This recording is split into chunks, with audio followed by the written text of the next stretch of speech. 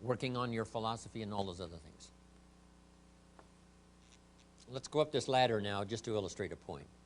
Is it possible to multiply your income by 10? All kids need to hear this. It's not being taught, I don't think, in the local schools. You have to come to a Jim Rohn seminar to hear this. I never heard it until I was 25. It's possible to multiply your income by 10. If we searched around the Palm Springs area, could we find somebody that makes $50 an hour? And the answer is yes, of course. So it's possible to multiply your income by 10. Could you multiply it by 10 again? That's $500 an hour. If we searched around this area, would we have to search very long until we find someone that makes $500 an hour? No. Everybody agrees. So it's not only possible to multiply your income by 10, it's possible to multiply it by 10 again. Now, would it be possible to multiply it by 10 again? $5,000 an hour. What do you suppose I get paid? It's not open for public disclosure. I've lectured with, Schwarzkopf and Colin Powell and Henry Kissinger and all the rest. They get paid well. Schwarzkopf gets $65,000 for a 1-hour speech. So all you have to do is become a general in the Army, win the Gulf War, you get $65,000 for a 1-hour speech. Bill Clinton gets what? $125,000 for a 1-hour speech. And then this just keeps on going, on up to the stratosphere. Someone earned $36 million last year for 1 year's work. So that's the ladder. Now, jot this down. To climb this ladder as high as you wish. And you got to underline the word wish. Because part of your future now is what you wish and what you want. How much property will they let you own in America? As much as you want. This is wish-want country. You've dropped into the right place. As much as you want, as much as you wish. And not to have any, when you live in a country where you can have as much as you want and as much as you wish, see, wouldn't that be puzzling to people outside the country? As much as you wish. To climb this ladder as high as you wish in terms of bringing value to the marketplace and becoming valuable to the marketplace as high as you wish. Here's all you have to do, and Don and Greg heard it all those years ago, and it's a simple analysis, but it's so true. Here it is. One more time. Learn to work harder on yourself than you do on your job.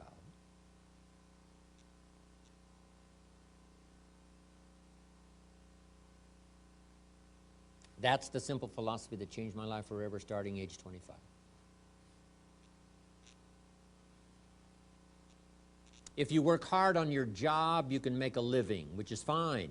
If you work hard on yourself, you can make a fortune, which is super fine.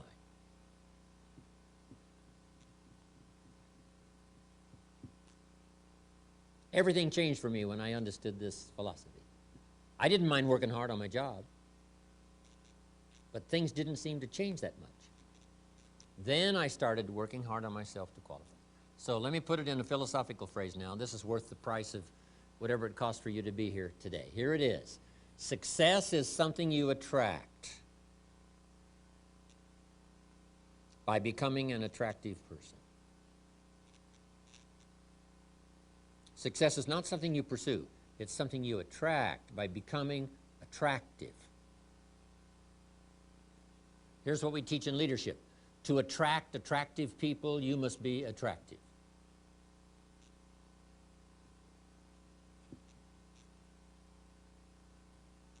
And the whole scope of this we call now personal development.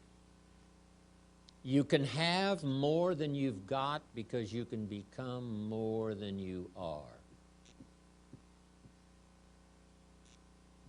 If you can multiply your value by 3, by 5, you can easily multiply your income by 3, by 5, by 10. But the key to doing it is to work hard on yourself. What is that? Oh, right. You can have more than you've got because you can become more than you are.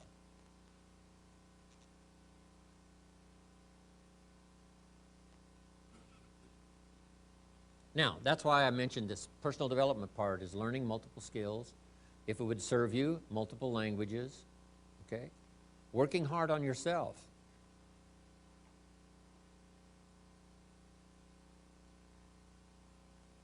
You know, people are fun to work with. The key sometimes it's not fun to work with is yourself. How come I'm reluctant when I should be excited? Right? You just go through this dilemma.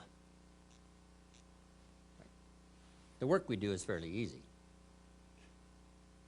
Mr. Schoaf, my first mentor, taught me, you know, the world is mostly full of real nice people. In fact, he said there's only about 11 or 12 real nasty, miserable, horrible people in the whole world. Now, he said they move around a lot. So you're bound to find one once in a while. But if you found one, you say, hey, there's only 11 more like you, I can handle that. I mean, there's not 1,000. Right, so. But here's the big challenge, working hard on yourself. Personality and temperament and mindset. We talked about culture, all the stuff necessary to individually be responsible, be a growing, attractive, powerful, skillful, communicating human being, and the world belongs to you. Now, to get others to do the same, that's part of the challenge, but these multiple skills can help you to do that. Now, jot down these 5 key ideas that can help us all to take advantage of the 21st century. Here's number 1, work on your personal philosophy.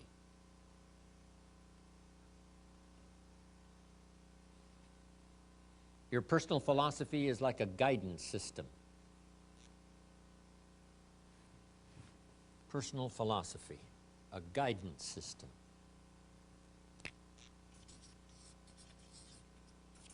Now, the subject of philosophy is a big subject, you know, spiritual philosophy and economic philosophy and social and all the rest. But your personal philosophy now is like a guidance system. Just draw you an arrow.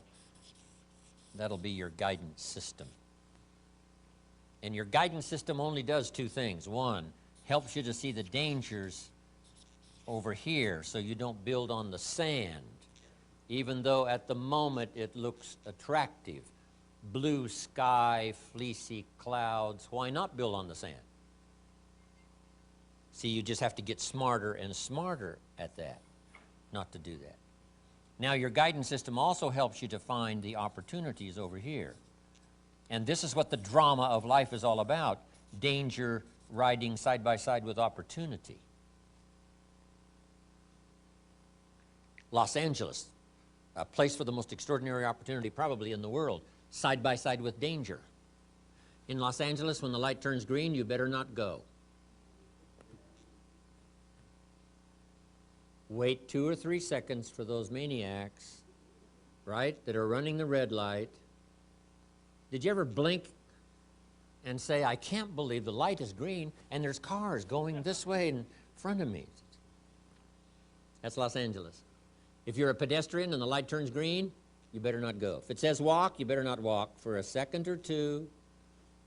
To what? Save your life. Save your life. Okay. Danger and opportunity, side by side.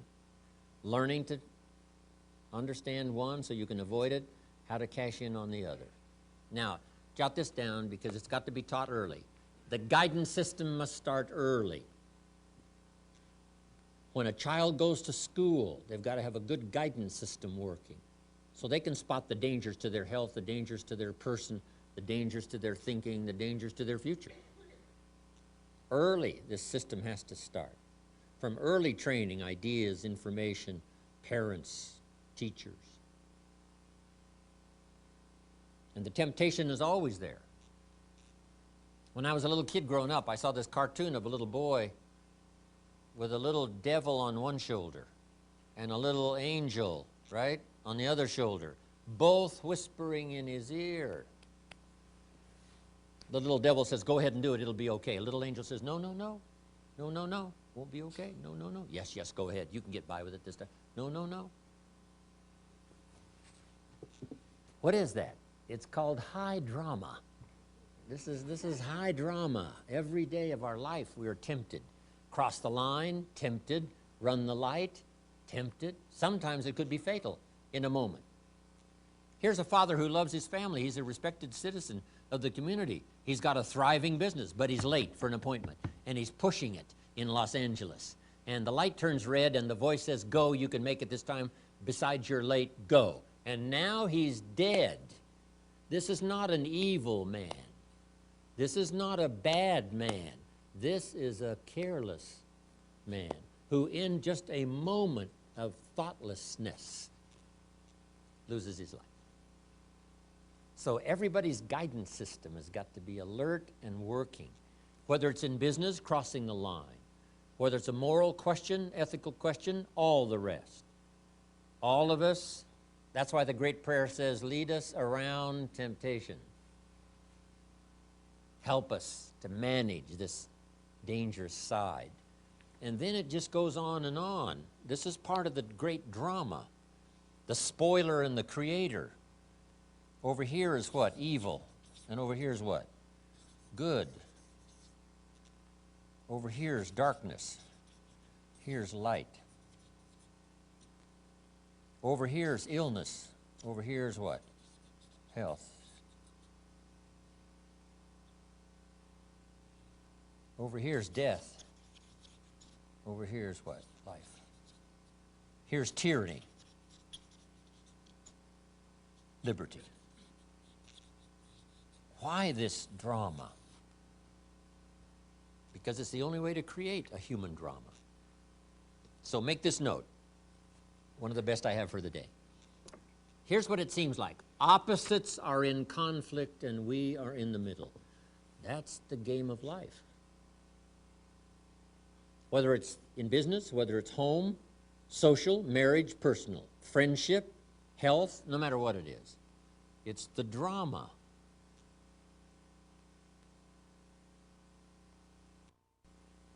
In your bloodstream, there are red corpuscles to nourish and give life like a mother, and white corpuscles to fight and kill like a father. And you got to have both. Thank God for white corpuscles that think negative all day. White corpuscles say, just show me some infection, I'll kill it. Because if I don't kill it, what? It kills you. Somebody's going to get killed today. White corpuscles say it's up to me to make sure it's not you. So the war is going on. Friendly bacteria and unfriendly bacteria. This is the game. But what if you picked up a book and the first chapter said, everything's fine. Second chapter, everything's fine. Third chapter, hey, everything is just fine. Fourth chapter, everything's fine. Would you finish the book? And the answer is no. What kind of a book is this? That is not the book. First chapter, the war is on. Oh, let me read the second chapter and the third chapter. Isn't this the deal? Let me give you the last illustration. Would it be possible to win if you couldn't lose? And the answer is no. This is called winning and losing.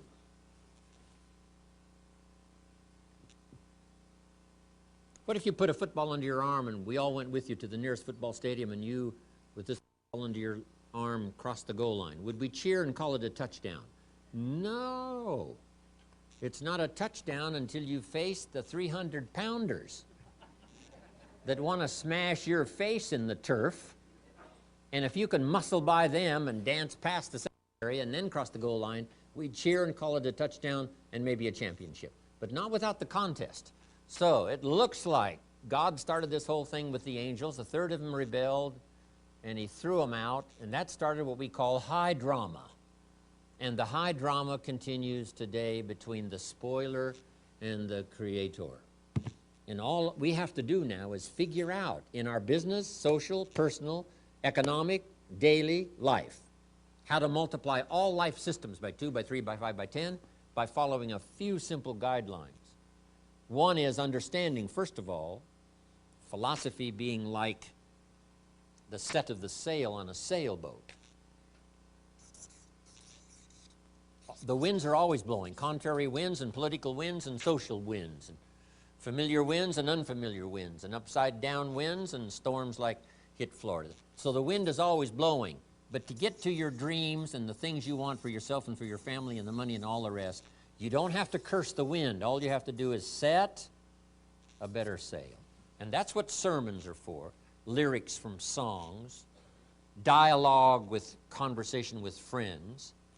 And that's what classes like this are for, is to help keep setting better sail so that no matter what happens in 2005, 2006, 7, 8, 10, you will get so good at setting sail that no matter what winds blow, it still takes you toward your destination. That's called the high drama and the game of life. That's it. Making sure you're not building on sand, making sure your casa grande is built on the rock. It starts with personal philosophy. Now, to develop personal philosophy, and only humans have this remarkable ability. Every life form seems to be driven by instinct and the genetic code, except human beings. In the winter, the goose flies south because he's a goose. What else could he do? But not true human beings. Human beings go north, south, east, west, all by choice. Human beings can live one way for 5 years, tear up that script, live another way for the next 5 years. You can tear up the old script and design a new one, starting at this convention. And you can change a little, or you can change a lot. Here's what's extraordinary about human beings. Let's say that you're here. Just draw your little star, you're here. And it looks like if you keep going like you're going, in 5 years you're going to be here. Just without kidding yourself, you know. Looks like if I keep up my present daily activities and all, looks like I'm going to be here in 5 years. And you're not happy with this 5-year destination. Would it be possible to set a new 5-year destination and say, I would much rather be up here in 5 years than where it looks like I'm going to be in 5 years? Is it possible to make that design, make these little necessary corrections here, errors and judgment corrected and all that, and start going this way and wind up here in 5 years instead of here? Is that possible? And the answer is yes. And it's all a matter of personal choice, right? You can change a little or you can change a lot. You can go with the old script or with the new script, either one. At age 25, I decided to tear up the old script. My mentor said, Mr. Rohn, you've been working 6 years. How are you doing? I said, not very well. He said, I suggest you not do that anymore. Oh, that's a pretty simple analysis. He said, couldn't we go over the last 6 years and find out where your errors in judgment were? And couldn't we correct those and invest that correction in the next 6 years? I said, I guess we could. That's what we did. That's how I went from pennies to fortune. Incredible. Only humans can do this. See, if you were a tree, you'd be stuck, right? If you used up all the nourishment around you, couldn't move, then you would die. But that's not true. So, however little much you want to change, that's up to you. But see, if there's a class and you don't take it, and a skill and you don't learn it, and a discipline and you don't try it, and if there's a possibility and you don't explore it, then who are we going to blame? Nobody but yourself. This is the land of extraordinary opportunity. So jot this down in case some of you have to leave early. I've got to leave in about 35 minutes to rush away. I wish I didn't have to, but that's the way it is for today. Jot this little phrase down, and it wouldn't hurt to memorize it. I'll give you time to write it down. Here it is. From testimonials and personal experience.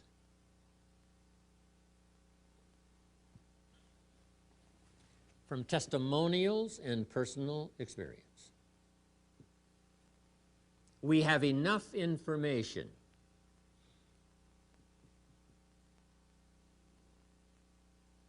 to conclude that it's possible to design and live an extraordinary life. It's possible to design and live an extraordinary life.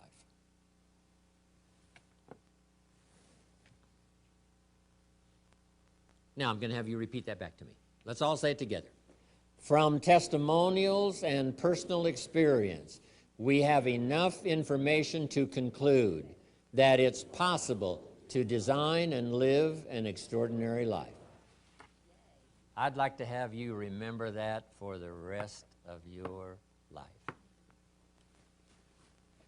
We're surrounded by testimonials, and all of you wouldn't have arrived here if you didn't have sufficient personal experience. That we all should keep concluding it's possible to design and live an extraordinary life. And whether you do it more slowly than someone else, or whether you've, set aside the design for a while and you've been coasting, this would be a good time today, during these days of training and teaching, to get better at the design and living this extraordinary life. Now, let me give you the rest of my ideas. The first one was personal philosophy. Learning to judge between darkness and light. Then here's the key, to cooperate with the positive side. It's like your health. Just learn to cooperate with the positive side.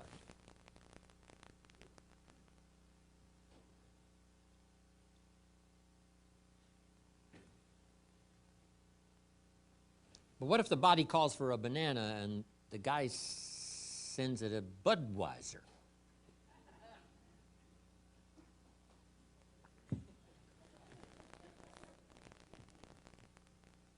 Good health calls for a banana. Now, if you sent the wrong material, couldn't the body now say, whose side are you on? Good health says, I'm working overtime trying to keep you healthy and push illness into a strong corner. I need some cooperation. And that's what the game of life is all about, to find out where the dangers are, minimize those, push them into a small corner. For a long time in the world, there was more tyranny than liberty.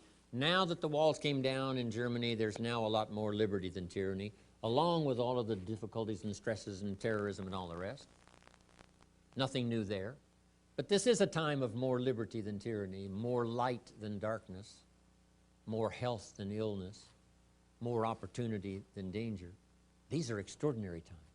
If there was ever a time to quickly learn, put it all in order, and move forward on all life systems to multiply their values by 2, 3, 5, 10, this would be the time to do it. Now here's 4 more key ideas. One is personal philosophy. Here's the next one, attitude. How we feel plays such a major part in our future. First, it's what we know, so we can make wise decisions about danger and opportunity. But second is how we feel. First, it's how you feel about the past. You need a healthy attitude about the past so that you use it, not live in it, but use it. Not carry it like a burden, but let the wise lessons you learned from the past now serve as fuel to furnish the future. Next, a good attitude about the future. You got to set your goals. We look back for experience, but we look forward for inspiration. We must be instructed and inspired. No better inspiration than to set your goals.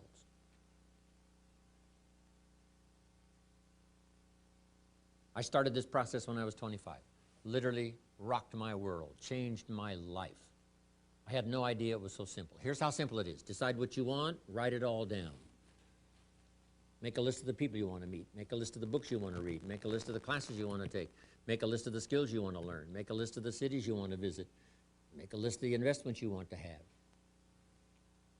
Just make these lists. Here's the next key now. Start checking them off. Put a lot of little things on some list so you can start checking off something right away. That's part of the fun. Here's what's next. If you check off something major, celebrate, because that inspires you to make a longer list of goals.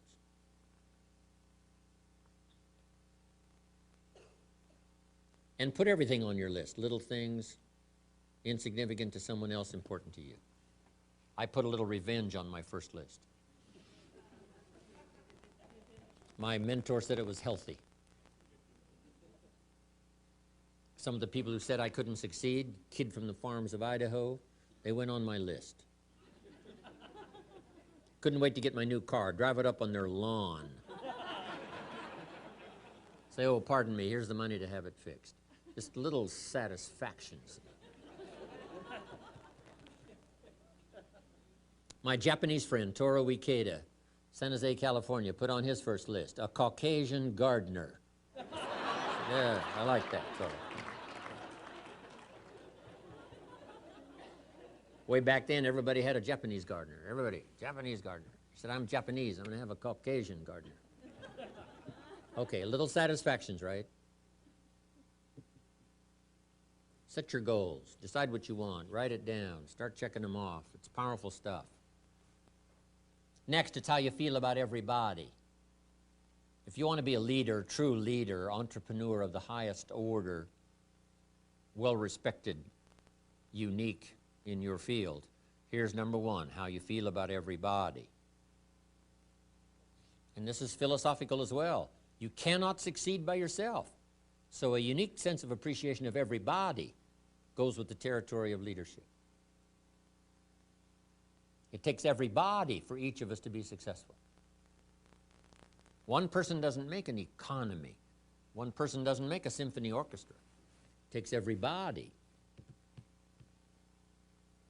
For this gathering today, all of you had to be here to make this gathering. Everybody. If one of you were missing, there wouldn't be this many people here.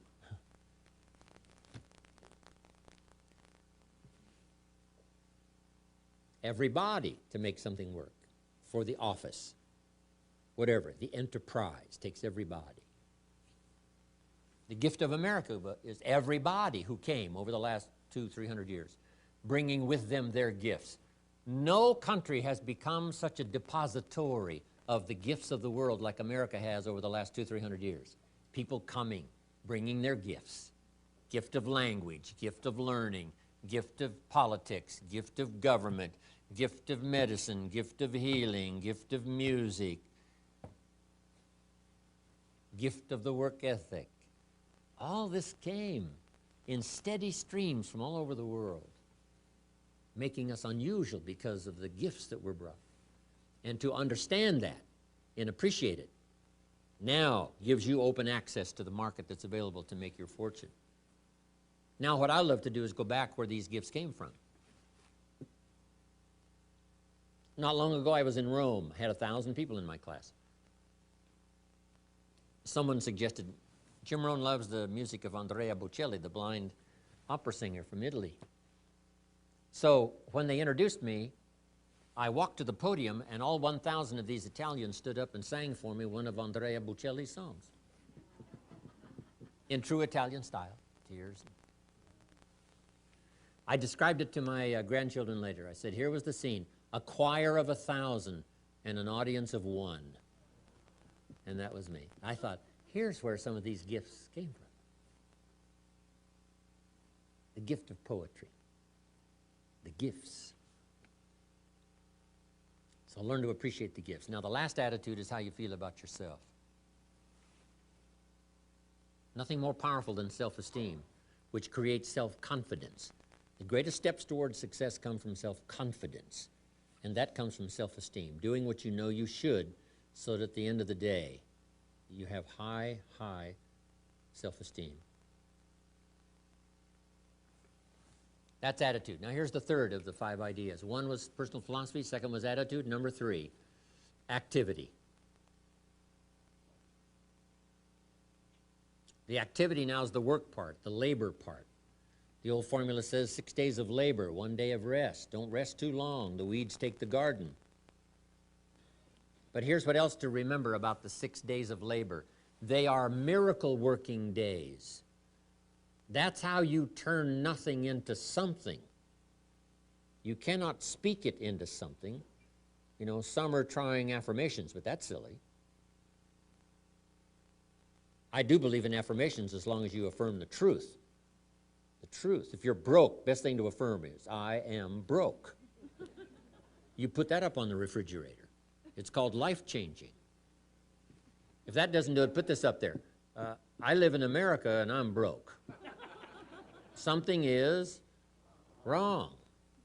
I've been to college and I'm broke. Something is wrong. See that? If you affirm the truth now, those affirmations are good. Because it's the truth that sets you free. Someone says, every day in every way I'm getting better and better. What if that's not true? Make this note. Affirmation without discipline is the beginning of delusion. It's not called 6 days of affirmation. It's called 6 days of what?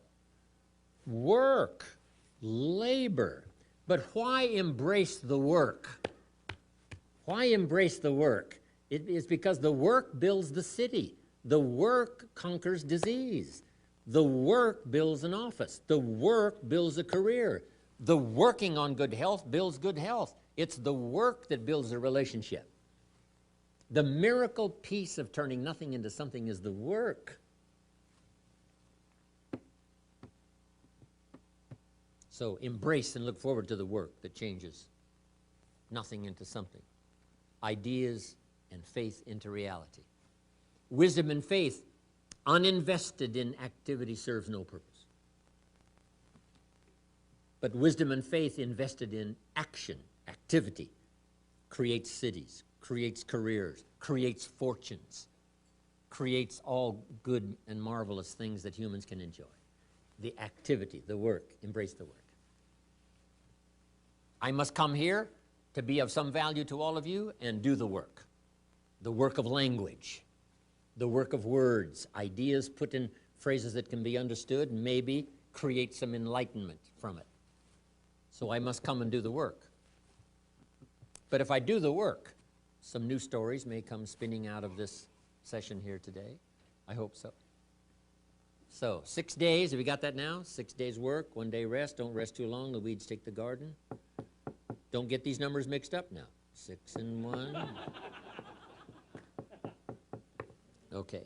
Now here's the last two. The next one is measure progress. Because if you're going to play the great drama game of life, the key is to keep measuring progress to see how you're doing. How's your health doing?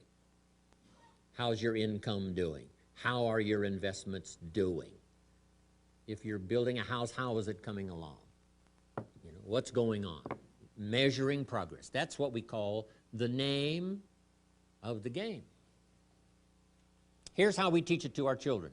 You must make measurable progress in reasonable time. That's about as simple as you can put it to the kids. You're required to make measurable progress in reasonable time. Now, we must be reasonable with time. You can't say to someone every 5 minutes, how are you doing now? 5 minutes later, how are you doing now? This guy says, I haven't left the building yet. Give me a break. So 5 minutes to ask for a count or a measure is too soon. 5 years is too long, too late. Too many things can go wrong. So reasonable time. Here's reasonable time. 1, at the end of the day. Don't let more than a day go by with what you check and measure some things. Count, measure, take a look at. My mama taught good health. I've been healthy all my life. My papa lived to be 93, never did retire. When he died, his paycheck was waiting for him. Mama was good. Mama said, an apple a day, not once in a while, apple a day. I've modified it a little, apple juice, apple pie.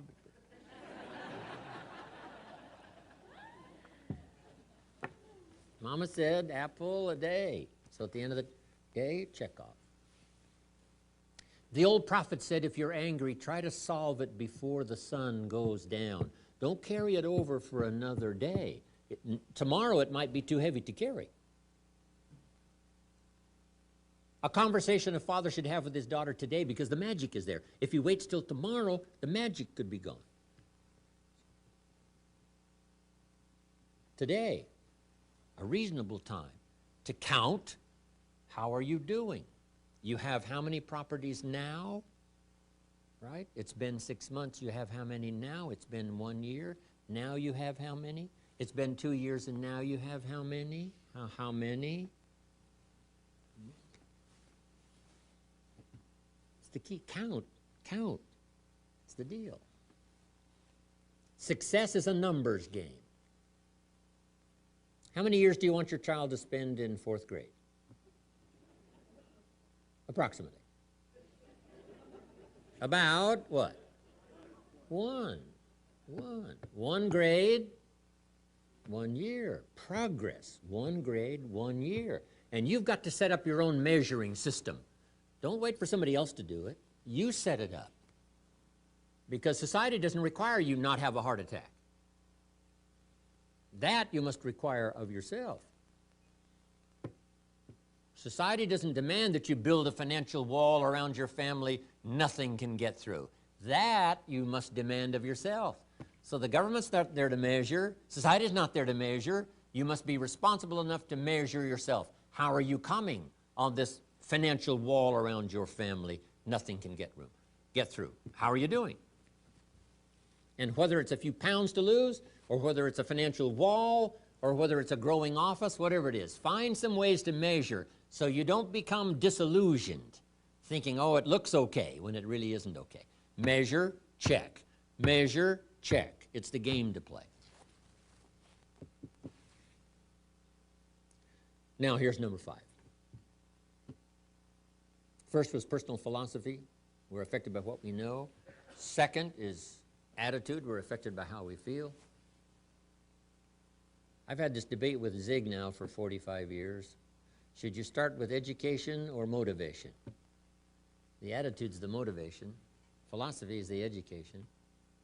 Zig says motivation first, then education. I say education first, then motivation. It's a good debate.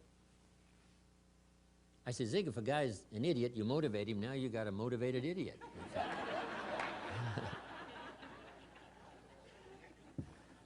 So score 1 for me. But now Zig comes back. Here's what Zig says. Yes, but you have to be motivated to be educated. I said, well, that's very good. That's very good. So our debate continues. But you need both. Philosophy, guidance system, set sail so that no matter how the wind blows in the next few years, you'll be okay because you've learned to set sail, adjust, learn, study, grow, take notes like you're doing today. The hard work of learning is just as hard for you to learn and study today as it is for me to lecture. Both of it's hard work, but it's the work that pays extraordinarily well. Okay, then number 3 was activity.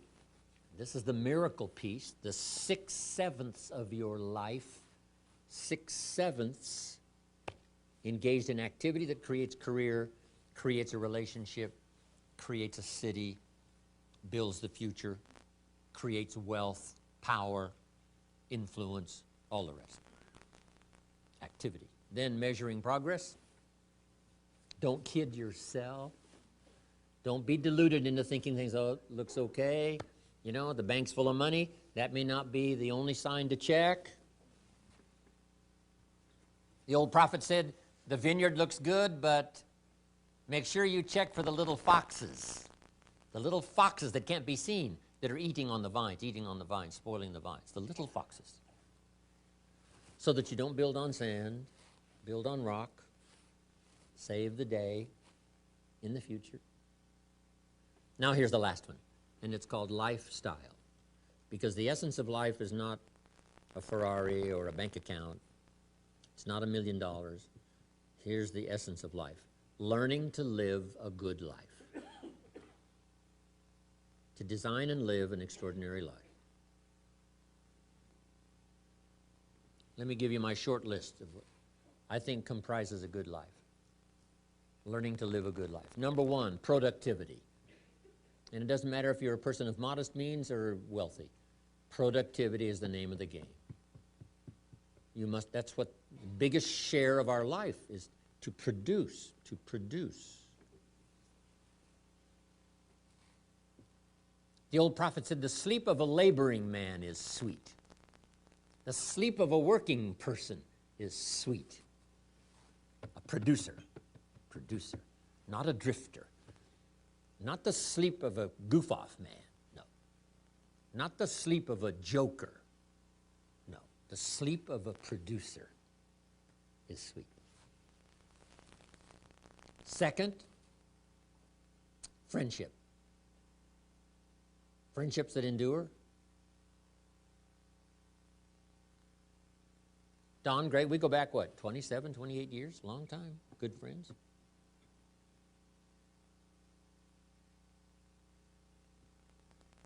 Friends are those wonderful people who know all about you and still like you, right? Those are good friends. Next now is your heritage. Keep that alive, because that's what makes America great. The gifts that came from all over the world. Still in service, still in display. The costumes and the customs and the language and the poetry and the literature. All that made America great that came from all over the world. Deposited here. Keep that alive and growing. Language, music, customs, fiestas, all the good things that come from your culture, your heritage, that keep America lively, unique. There's nothing like it in the history of the world. 6,000 years of history. Makes us strong, makes us powerful, makes us the envy of the world. Next is your spirituality. Whatever you might believe about spirituality. I've got 3 words for you to consider. Jot these down. Remember them forever. Number 1, study. Whatever your spiritual persuasion, study it. Don't leave it unstudied. Don't leave your spiritual heritage unstudied. So study. Number 2, practice. Don't leave your spirituality unpracticed. Whether it's one-on-one in the marketplace or synagogue or church, whatever. Studied, number 1. Practiced, number 2. 3, taught. Don't leave your spirituality untaught. Pass along what's become valuable and beneficial to you. Pass it along to someone else, especially to your children. That's how we build the strong foundation for the country. Families well taught, well instructed. Next, something my parents taught me that they practiced all their life. Now I practice. Don't miss anything. Don't miss the game, don't miss the concert, don't miss the performance, don't miss the show. Don't miss the conversation. Don't miss the sermon. Don't miss the class. Don't miss anything.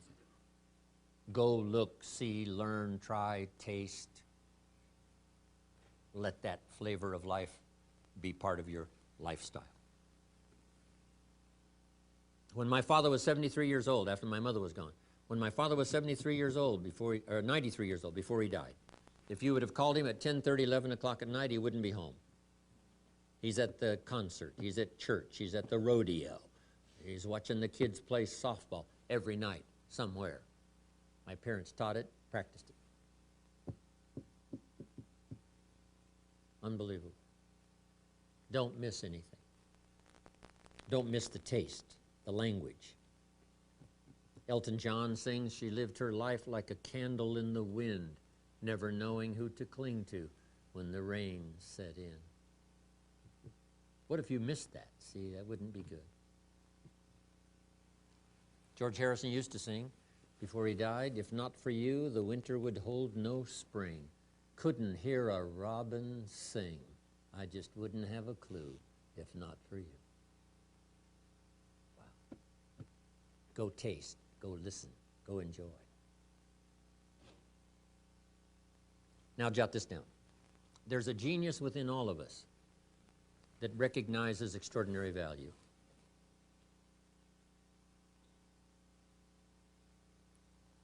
Besides Greg and Don and, you know, Tony and a whole long list of others, Mark Hughes, some of my claims to fame, a name maybe you might recognize, Ann Geddes.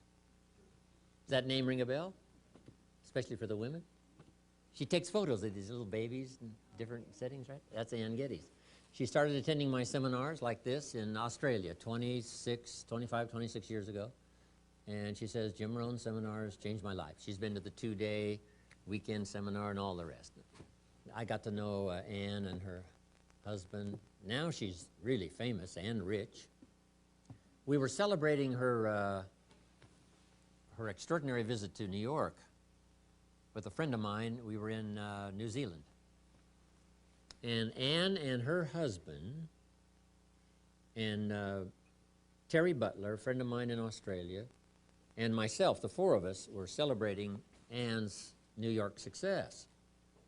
And Terry found a bottle of Chateau Yquem, one of the finest wines in the world. I know he paid about $600 for it, which was New Zealand dollars, probably about $400 maybe, American money. But anyway, nice bottle of wine, $400. For the four of us to share. Now, we probably, and I'm sure we did, hope that no one we knew came by. It's just one of those things, right? Because there's only four and there's only one bottle. But anyway, if you would have come by, I'm sure we would have let you taste this wine. And if you would have tasted this wine, here's what I'm sure you would have said. I'll bet this wine costs $400 a bottle. That's what you would have said. Something called the genius within would have recognized something extraordinary, even though you're not a wine connoisseur. Something would have told you. That's what poetry's all about. Somebody that puts the words together and you say, wow, that is extraordinary. That is fine. Music, language, conversation, learning to recognize the extraordinary and the fine. So I'm asking you to do that. Go see, go look, go taste, go enjoy. Now, one last thought. And my time of departure has finally arrived, and I have to slip away.